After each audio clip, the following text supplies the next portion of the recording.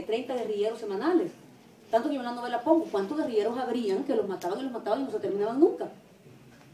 Todos los domingos había un noticiero que se llamaba Coprefa, donde salían los muertos. Que habían, no crean ustedes que uno se quedaba impactado viendo el noticiero. Uno lo cambiaba porque se aburría pues, de ver tanta matazón en San Salvador y en las montañas, porque la guerra fue replegada de la ciudad, fue replegada hacia las montañas.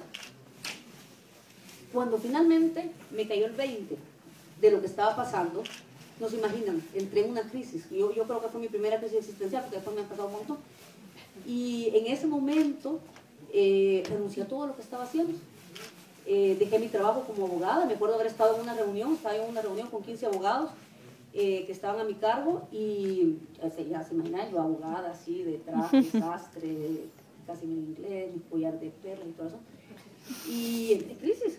Y entonces renuncié al bufete donde estaba trabajando, me fui a Chile, donde viví 6 meses y comencé a escribir. Esta debió haber sido realmente mi primera novela. Esta fue mi primera inspiración, esto fue lo que yo de verdad quería contar. Sin embargo, Los locos mueren de viejos salió antes porque era una idea que yo tenía más asimilada. Esto me costó muchísimo entenderlo. No porque la historia fuera difícil de entender, es que miren, es muy difícil transgredir lo que a uno le ha sido inculcado, porque es una sobrevivencia. Uno tiene que sobrevivir a uno mismo y a sus creencias, y sobre todo uno tiene que aceptar que uno fue cómplice en el silencio, y creo que eso es lo que más me duele al final de todo el asunto. Y escribiendo la novela, en algún momento regresé a la UCA, donde yo había estudiado, donde yo había entrado incluso al museo de los jesuitas. Los mártires de la UCA son conocidos porque en el 89 fueron acribillados por un pelotón del ejército que se quiso hacer creer que había sido la guerrilla. Esa noche la pasamos debajo de una cama, me acuerdo, con mis papás. Yo vivía a cuadra y media de la UCA, y a la mañana siguiente, cuando nos dimos cuenta que los jesuitas habían sido asesinados, me acuerdo que mi mamá dijo, por algo sería. Esa es una frase que define muchísimo, por algo sería. Como si existiera algo por lo cual se pueda matar a la gente, por lo que se pueda convalidar la muerte de quien sea. Y así aprendimos. Es que el problema, cuando uno tiene la muerte tan cerca, uno aprende a convalidarla, porque es muy difícil enfrentarla. Y no me importó, o sea, no me importó. Esa misma mañana se metió un pelotón del ejército a mi casa, se subieron por los techos, se tiraron por los árboles del jardín. Uno de los soldados, me acuerdo que se cayó, se le cayeron todas las granadas al jardín, se le cayó una bazuca, y nosotros, yo tenía como en ese momento de haber tenido unos 16 años más o menos, nos pusimos a recoger las granadas. Yo me acuerdo de haber agarrado las granadas y dárselas al soldado para que las agarrara nuevamente y se las volviera a trabar. Se subieron por los techos, se fueron por los muros, y oíamos los gritos de los niños de las otras casas, porque ellos veían de repente estos soldados pintados, eran los mismos soldados que habían matado a los jesuitas. Habiendo visto las fotos de los jesuitas después en la universidad, yo me acuerdo cuando fui al museo y me dijeron que pusiera mi nombre, yo no me atrevía a poner Vanessa Núñez, y me acuerdo que me inventé un nombre, porque me daba miedo quedar listada en este museo que había querido ver las fotos donde los jesuitas aparecían con la cabeza deshecha. Por una foto impactante que estaba la cabeza de Yacuría, uno de los grandes pensadores de El Salvador, el intelectual que realmente sostuvo muchas de las ideas importantes que hoy han transformado El Salvador, que estaba la cabeza de Yacuría, y estaban los sesos del tipo. Decía, esta es una de las cabezas más brillantes, y han sido deshechas en este país. En el momento yo dije, ¿qué necesidad hay de eso? Pero es que ¿saben qué pasa? Cuando ya la sociedad está tan poco sensibilizada, hay necesidad de removerla con algo fuerte. Y sin embargo yo no lo entendí. Escribiendo la novela, me puse a investigar, iba a la UCA muy seguido, iba a revisar periódicos, me pasé en la UCA una cantidad, hasta me dio gripe y todo, porque esos periódicos están llenos de polvo. Y me acuerdo que pasé a la capilla. La capilla de la UCA no tiene el Vía Crucis normal que conocemos, sino que tiene el Vía Crucis, son gente torturada que tienen alrededor. Y me senté frente a la tumba de los jesuitas y comencé a llorar.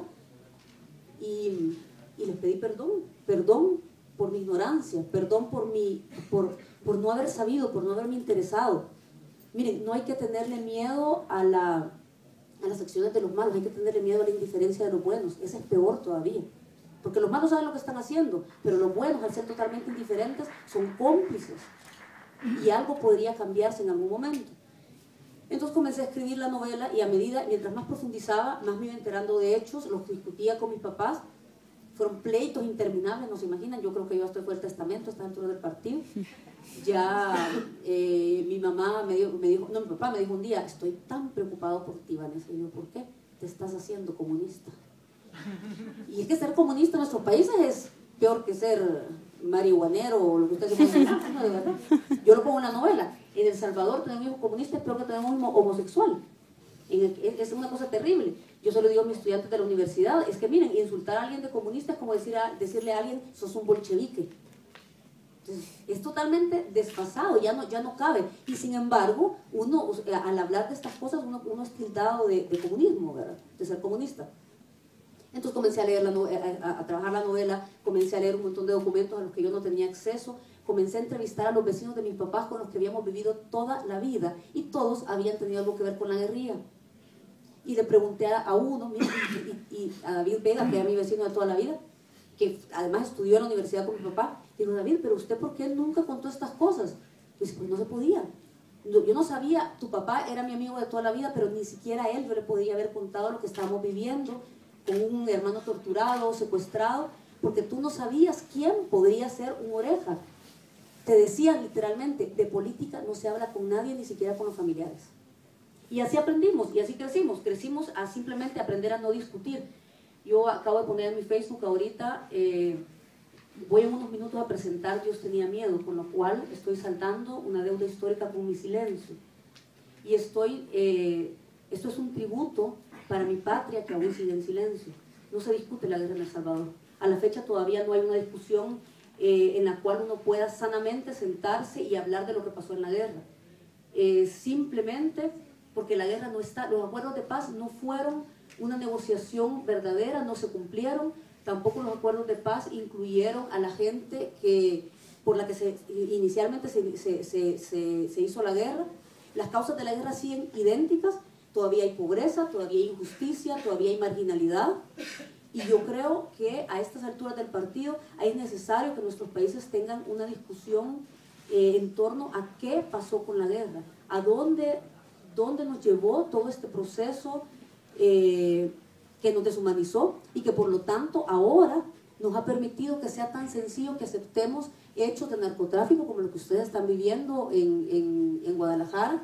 Nosotros ya lo vimos. Ahora yo platicaba con un periodista y le decía, a ustedes les sorprenden estas cosas, nosotros nos identificamos plenamente. El accionar, lo que ustedes han visto en los arcos del milenio, es la misma forma en que funcionaba el ejército en nuestros países.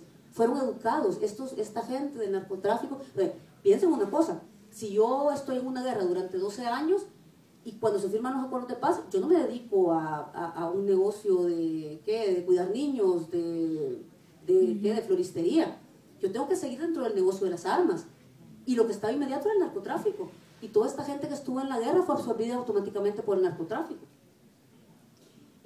Los Zetas está formada por caipiles, que es el grupo élite de los paracaidistas, que en su momento fue